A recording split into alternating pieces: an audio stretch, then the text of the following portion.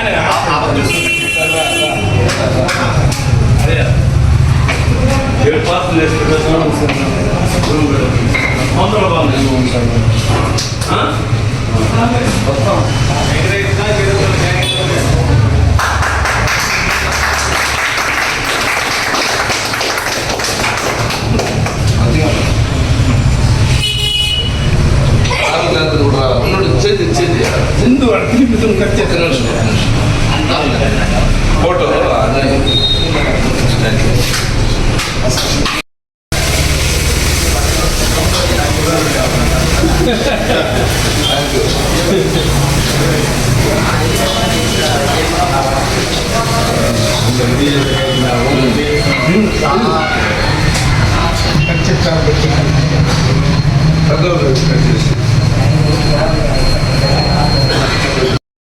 ఆయన ఉన్నాడు కాబట్టి భవిష్యత్తులో ఆయన ఈ దేశానికి ప్రధానిగా అవుతారని మేమందరూ కూడా కాంగ్రెస్ పార్టీ నాయకులు ఆశాభావం వ్యక్తం చేస్తాము।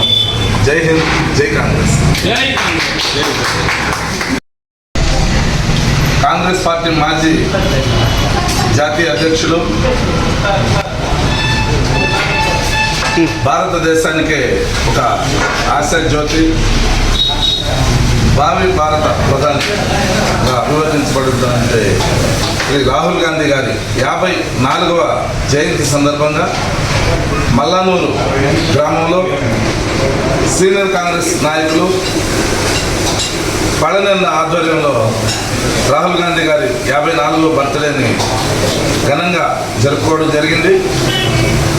ఈ సందర్భంగా కుప్పం నియోజకవర్గ కాంగ్రెస్ పార్టీ నాయకులందరూ కూడా హాజరవడం, అందులో ఈ మల్లానూరు గ్రామంలో గంగ జాతర కూడా కావడం, ఆ గంగమ్మ తల్లి ఆశీర్వాదాలు కూడా మన రాహుల్ గాంధీ గారికి ఆయనకి ఆయురారోగ్యాలు మెండుగా ఉండాలని ఆ గంగమ్మ తల్లిని కూడా మేమందరూ కూడా ప్రార్థిస్తూ ఉన్నాం।